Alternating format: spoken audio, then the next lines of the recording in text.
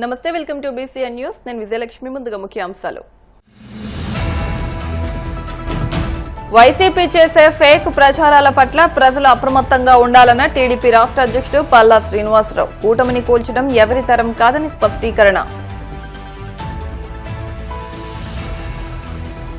జీవీఎంసీఎస్ఈ మరణానికి పట్టాభిని బాధ్యుని చేస్తూ Swachhandhra corporation chairman పదవి నుంచి తొలగించాలి. వైసీపీ నేత నలమారు చంద్రశేఖర్ రెడ్డి డిమాండ్.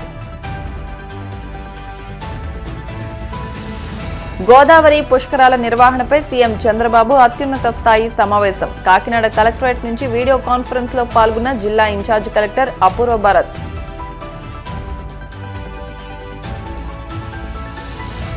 సిట్టు విచారణకు తాను పూర్తిగా సహకరించానన్న BRS working president KTR. Phone tapping పేరుతో ప్రభుత్వం కాలక్షేపం చేస్తోందని విమర్శ.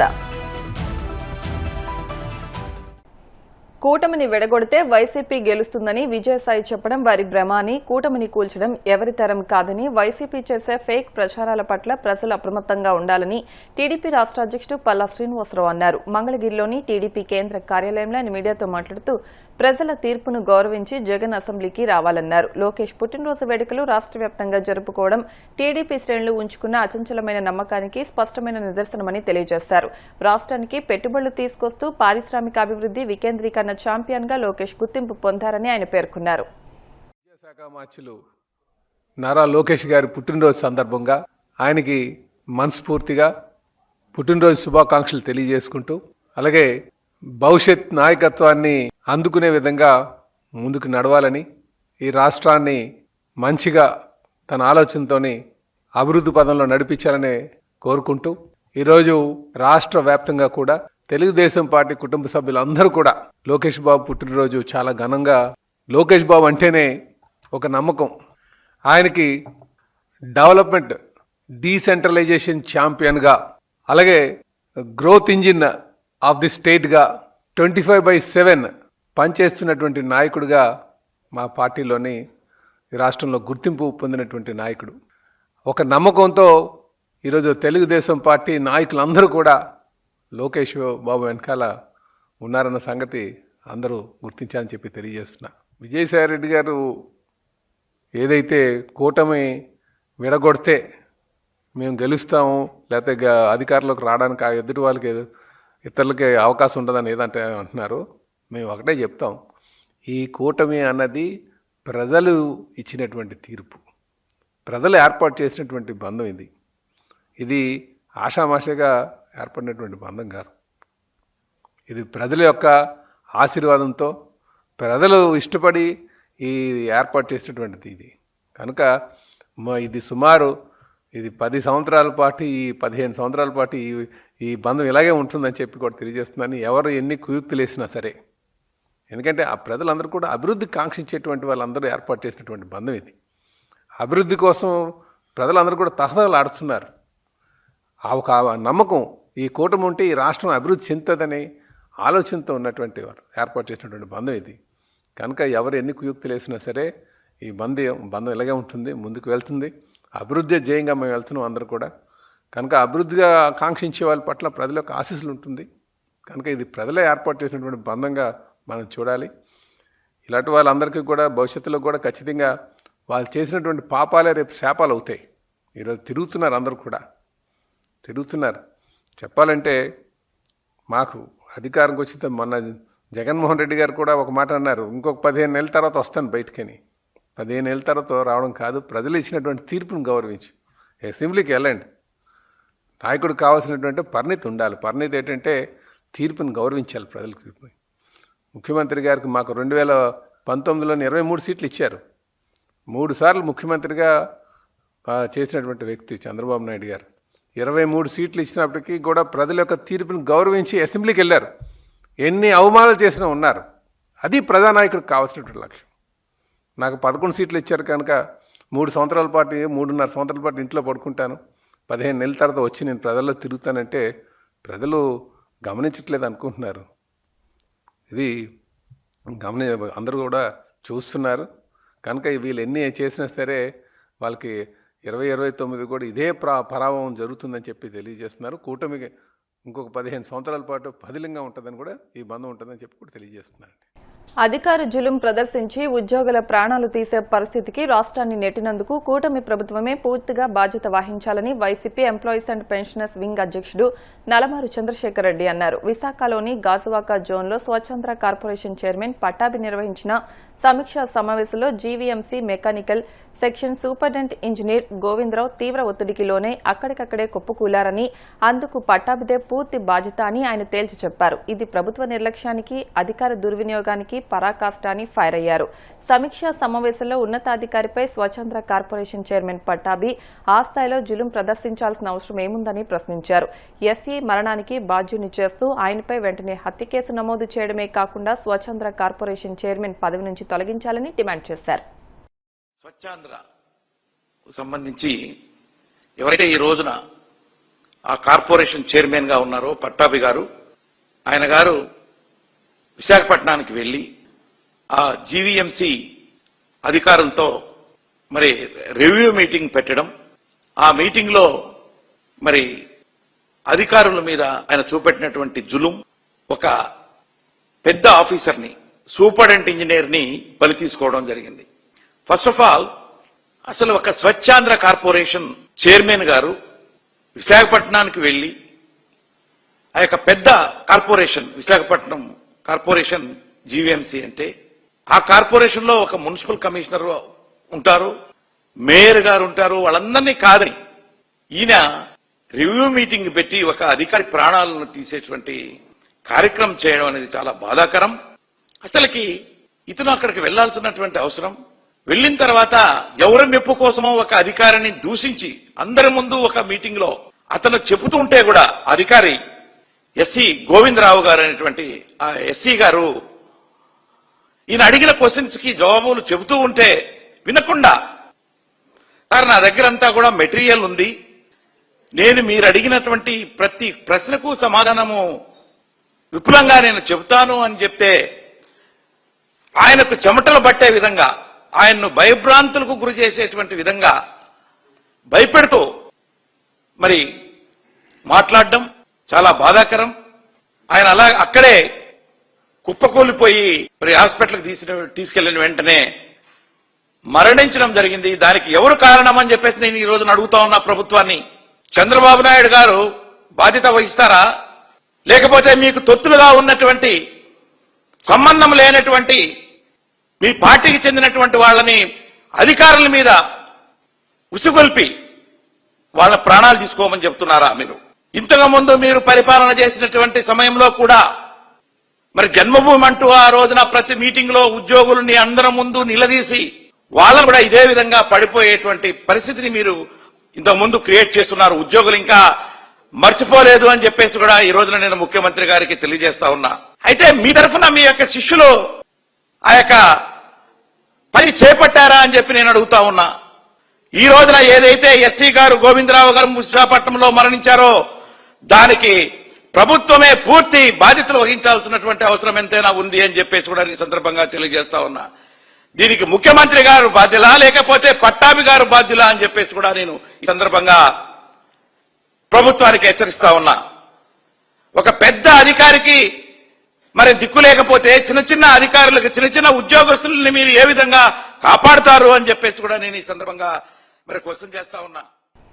2027 గోదావరి పుష్కరాలకు ఇంకా 516 రోజుల సమయం మాత్రమే ఉన్నందున ఇప్పటి నుంచే ప్రతిరోజు చేపట్టాల్సిన పనులపై సమగ్ర కార్యాచరణ ప్రణాళిక సిద్దం చేసుకోవాలని ముఖ్యమంత్రి చంద్రబాబు స్పష్టమైన ఆదేశాలు జారీ చేశారు. అమరావతి రాష్ట్ర సచివాలయం నుంచి అన్ని జిల్లాల కలెక్టర్లతో సీఎం వీడియో కాన్ఫరెన్స్ నిర్వహించారు. ఈ వీడియో కాన్ఫరెన్స్ కు కాకినాడ కలెక్టరేట్ నుంచి అధికారులతో కలిసి జిల్లా ఇన్ఛార్జి కలెక్టర్ అపూర్వ భరత్ హాజరయ్యారు. 2027 జూన్, జూలై నెలలు జరగనున్న గోదావరి పుష్కరాల నిర్వహణ, ఘాట్ల నిర్మాణం, ఇతర వస్తువుల ఏర్పాట్లపై చేపట్టాల్సిన చర్యలను ఈ సందర్భంగా సీఎం చంద్రబాబు జిల్లా అధికారులకు దిశానిర్దేశం చేశారు. ఈ వీడియో కాన్ఫరెన్స్ లో Kakinada RDO S Mallibabu, ZP CEO Lakshmanarao, irrigation EE Seshagirirao, APEP DCL SE G Prasad, జిల్లా పంచాయతీ వైద్య ఆరోగ్య శాఖ అధికారులు తదితరులు పాల్గొన్నారు. One of the satellite were in our state, sir.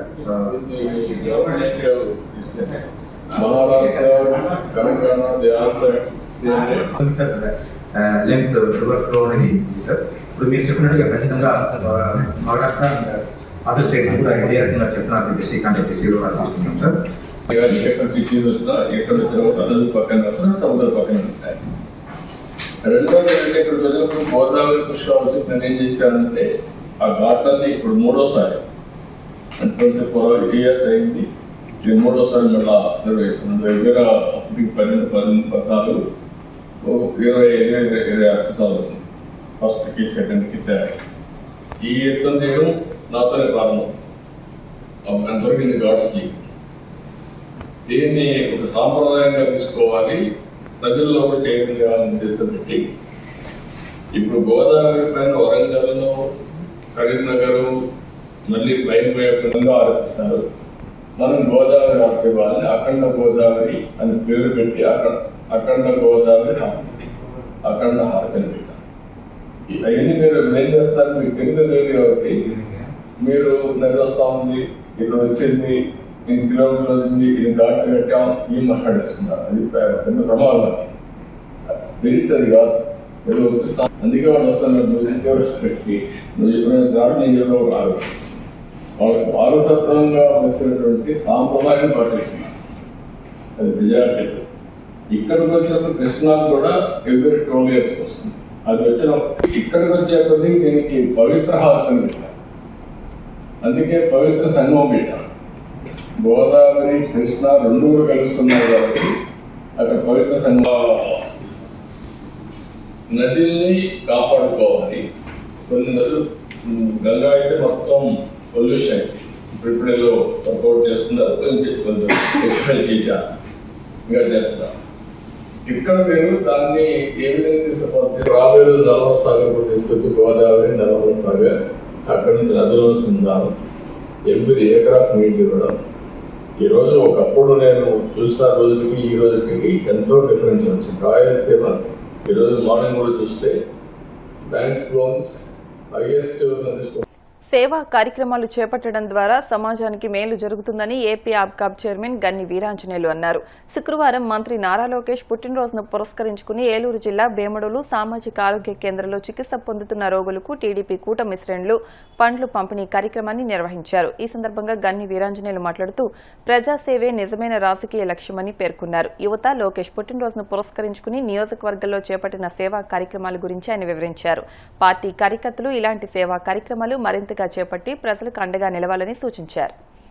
పిలుపు మేరకు ఎక్కడా కూడా అంగు ఆర్భాటాలకు వెళ్లకుండా ర్యాలీలను ఇంకోటనో కేక్ కటింగ్ లోనూ ఎక్కువ పెట్టుకోకుండా మీకు సాధ్యమైనంత మేర మీరు చేయగలిగినంత పేదవారికి సహాయం చేయండి అని చెప్పి ఏదైతే మరి లోకేష్ బాబు గారు పిలిపించారో వస్త్రదానాలు గాని, అన్నదానాలు గాని, లేకపోతే రక్తదానాలు గాని ఇటువంటి సర్వీస్ ఓరియంటెడ్ కార్యక్రమాలు మాత్రమే చేయండి అని చెప్పి రాష్ట్ర వ్యాప్తంగా కూడా లోకేష్ గారి యొక్క జన్మదిన వేడుకలు నిరాడంబరంగా జరిగినప్పటికీ కూడా సేవా కార్యక్రమాల్లో మటుకి బ్రహ్మాండంగా జరుగుతున్నాయంలో ఉదాహరణ మా ఉంగుటూరు నియోజకవర్గమే. నారా లోకేష్ బాబు గారి యొక్క జన్మదినాన్ని పురస్కరించుకొని గణపురం మండల తెలుగుదేశం పార్టీ అధ్యక్షులు ఇందుకూరి రామకృష్ణరాజు గారి ఆధ్వర్యంలో ఆ గ్రామంలో పిప్పల గ్రామంలో జన్మదిన కేక్ ని కట్ చేయడమే కాకుండా ఆ సందర్భంగా 100 మంది యువకులు రక్తదానం ఇచ్చారు మన నియోజకవర్గంలో. ఒక బ్రహ్మాండమైన కార్యక్రమాన్ని శ్రీకారం చుట్టి మా యువ నాయకులు జన్మదినాన వాళ్ళంతా కూడా 100 మంది యువ నాయకులు ఏదైతే మరి రక్తదానం ఇచ్చారో రక్తదానం ఇచ్చిన ప్రతి ఒక్క యువకుడు కూడా మరి లోకేష్ గారి తరఫున హృదయపూర్వకమైనటువంటి అభినందనలు, కృతజ్ఞతలు తెలియజేసుకుంటూ ఇప్పటి వరకు కూడా తెలుగు యువత పార్లమెంట్ అధ్యక్షుడు బాధ్యతటువంటి రెడ్డి చందు తాడేపల్లిగూడెం పక్కన పడాలన్న ఒక గ్రామంలో వృద్ధాశ్రమం ఉంటే ఆ వృద్ధాశ్రమంలో ఒక 100 మంది వృద్ధులకు దుప్పట్లు గాని, బట్టలు గాని, పళ్ళు గాని ఇచ్చినటువంటి సందర్భం, మా చేత ఇచ్చినటువంటి సందర్భం. భీమడోలు మండలంలో ఎవరైతే భీమడోలు మండల ముఖ్యంగా భీమడోలు గ్రామ తెలుగుదేశం పార్టీ ఆధ్వర్యంలో మరి ఇక్కడ మా కార్యాలయంలో కేక్ కట్ చేసి ఇక్కడ ఏదైతే మరి పిహెచ్సి సెంటర్ ఉందో ఈ పిహెచ్సి సెంటర్ లో ఎవరైతే ఇక్కడ ఉన్నటువంటి మరి హాస్పిటల్లో వైద్య సేవ పొందుతున్నటువంటి మరి పేషెంట్లు ఎవరైతే ఉన్నారో వాళ్ళందరికీ కూడా పండ్లు గాని, మరి బన్స్, నాన్ రొట్లు గాని ఇవన్నీ కూడా ఇవ్వటం జరిగింది.